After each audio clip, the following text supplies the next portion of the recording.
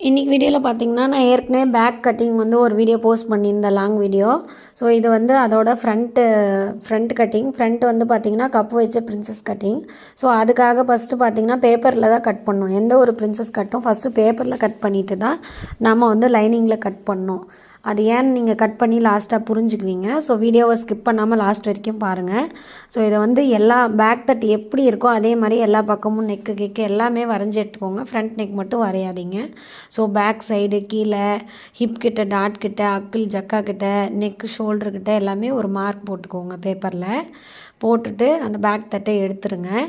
இப்போ என்ன பண்ணுறீங்கன்னா, இது ஏன்னா கப்பு வந்து நம்ம கிராஸில் கொடுக்கறனால தான் பேப்பரில் கட் பண்ணுறோம். மெயின் இது தான். ஸ்ட்ரைட்டாகவே கொடுத்தோம்னா நம்ம வந்து பேப்பரில் கட் பண்ண தேவையில்ல. ஷோல்டருக்கு உண்டான மார்ஜினை விட்டுருங்க. ஷோல்ட்ரு வந்து நம்ம இதிலேருந்து கட் பண்ணி எடுக்க போகிறோம். ஸோ அதுக்குண்டான மார்ஜினை நீங்கள் விட்டுட்டு அடுத்து வந்து நீங்கள் cup height, front neck height அதெல்லாம் வந்து மார்க் பண்ணணும். ஸோ பேக் ஹிப் அளவு என்ன இருக்கோ கரெக்டான அளவுக்கு ஒரு கோடு போட்டுருங்க. ஸோ ஃப்ரண்ட்டில் வந்து ஜாயிண்ட் வருது. அந்த பேப்பரில் வந்து பேப்பர் ஒரே இதாக இருக்கிறதுனால என்னோடய ஸ்டூடெண்ட்டு ஜாயிண்ட் ஏன்னு கேட்குறாங்க. பேப்பரை ஜாயின் பண்ணுறதுக்காக நான் ஜாயின் போட்டிருக்கேன். ஸோ ஹார்மோல் பார்த்திங்கன்னா, ஹார்மோல் வந்து 1/2 இன்ச்சு உள்ளே வச்சு குடஞ்சிக்கோங்க. எப்பயும் போல் ஹார்மோலை குடஞ்சிட்டு அதுக்கப்புறம் கீழே இடுப்பளவு வந்து கரெக்டான அளவு ஃபஸ்ட்டு மார்க் பண்ணிக்கோங்க. அதுக்கப்புறம் தான் நம்ம கப் ஹைட் வைக்க போகிறோம். ஸோ கப் ஹைட் வந்து எவ்வளோ எடுத்துருக்கோன்னு அதை நம்ம பார்க்கணும். ஃபஸ்ட்டு ஃப்ரண்ட் நெக்கு என்ன ஹைட்டோ அதை வச்சு மார்ஜின் போட்டுக்கோங்க.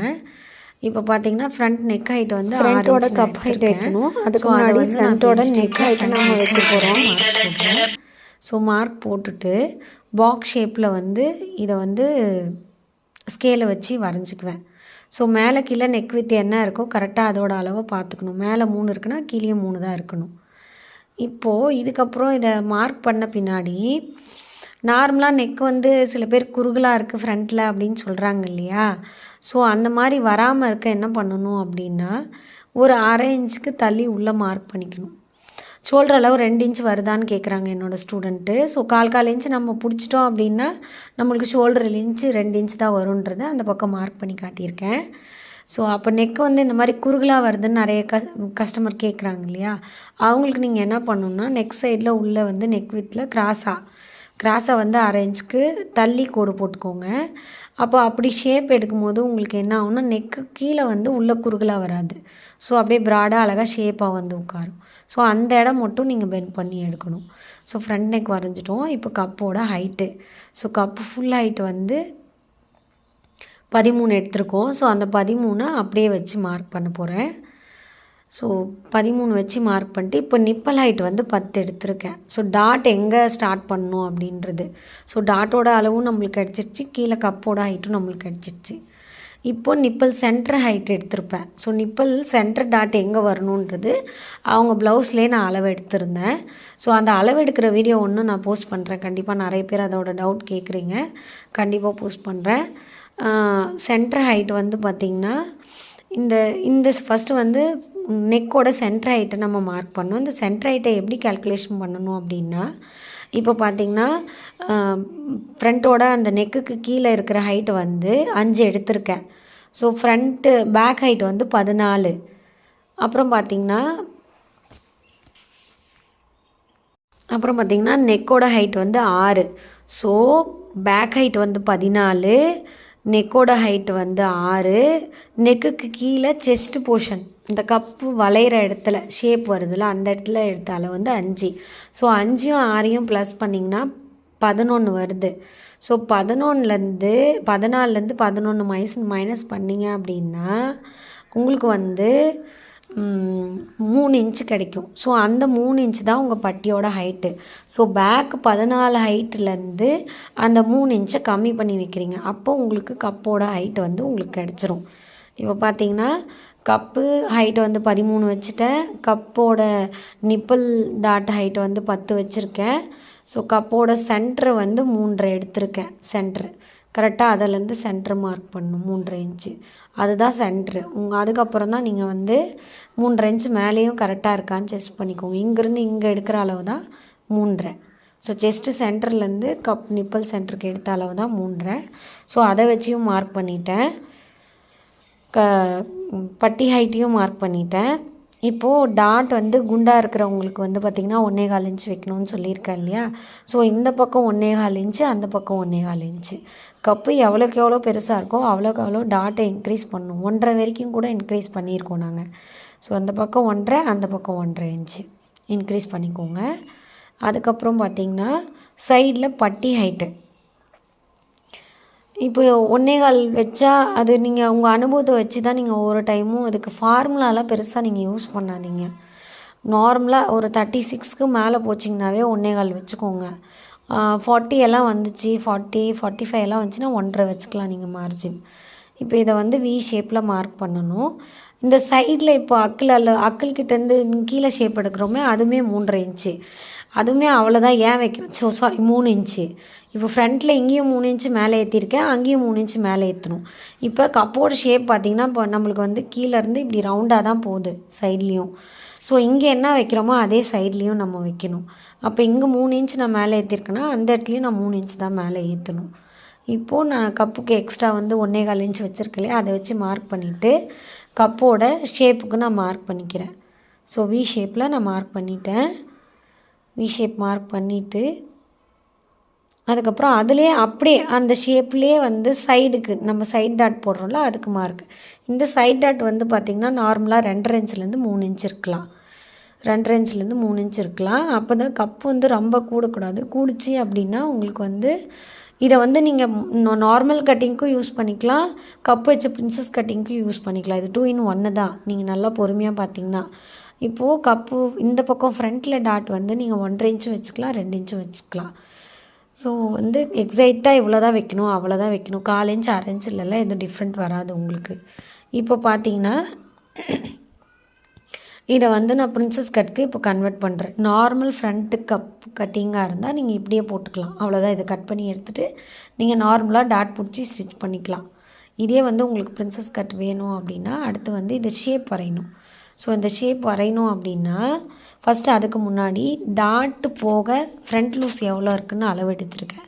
ஃப்ரண்ட் லூஸ் வந்து பார்த்திங்கன்னா உங்களுக்கு 9 இன்ச்சு வருது.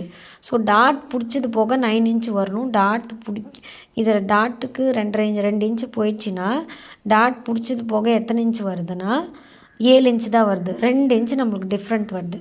ஸோ அந்த 2 இன்ச்சை கிராஸில் மார்ஜின் பண்ணணும் நம்ம. ஸோ அந்த கிராஸில் வந்து 2 இன்ச்சுக்கு எக்ஸஸாக கொடுத்துருக்கேன். எக்ஸஸாக கொடுத்தா தான் ஃப்ரண்ட்டில் சைடு அடிக்கும் போது உங்களுக்கு வந்து கப் லூஸ் வந்து கம்மி ஆகாது. புரியுதுங்களா? இதை வந்து கண்டிப்பாக கம்பல்சரி மெயின்டைன் பண்ணிக்கோங்க. கப்பு டாட் போக ஃப்ரண்ட்டுக்கு லூஸ் எவ்வளோ கிளாத் இருக்குதுன்னு ஃபஸ்ட்டு நீங்கள் செக் பண்ணிக்கணும். இதை வந்து கட்டிங் முடிச்ச பின்னாடி நிறைய பேருக்கு இந்த டவுட் வருது. ஸோ ஃப்ரண்ட்டில் வந்து கப் ஷேப் பார்த்திங்கன்னா அப்படியே பெண்டு கொடுத்துருக்கேன் நான். அந்த பெண்டு ஏன் கொடுக்குறோம் அப்படின்னா கப்பு வந்து அந்த பிரின்சஸ் கட்டு நம்ம கொடுக்குறோம்ல சிங்கிளாக ஹேங்கிங் போடுறதுக்கு, சிங்கிளாக ஹேங்கிங்னா சாரியை வந்து சிங்கிளாக போடும் போது அந்த கப்பு வந்து கூராக தெரியக்கூடாதுன்னு இப்போ நிறைய பேர் பிரின்சஸ் கட்டுக்கு மாறிட்டாங்க.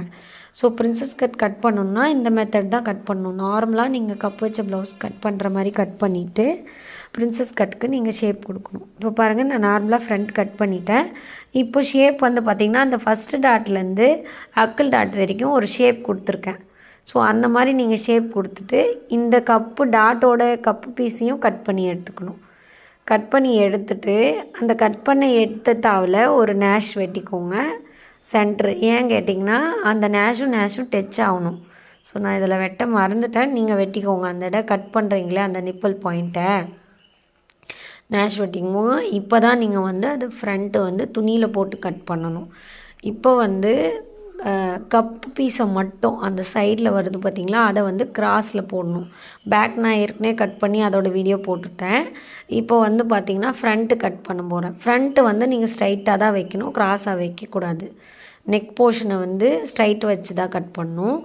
இந்த அக்கிள் பகுதி போர்ஷனை நம்ம கட் பண்ணி எடுத்துருக்கோம் இல்லையா, பாருங்கள் கிராஸ் எப்படி வருதுன்னு செக் பண்ணிட்டு கிராஸில் போட்டு தான் கட் பண்ணணும். நீங்கள் ஏன் அதை கிராஸில் போடணுன்னா கப்புக்கு வந்து அப்போ தான் ஷேப் கரெக்டாக வந்து லூஸ் கிடைக்கும் உங்களுக்கு.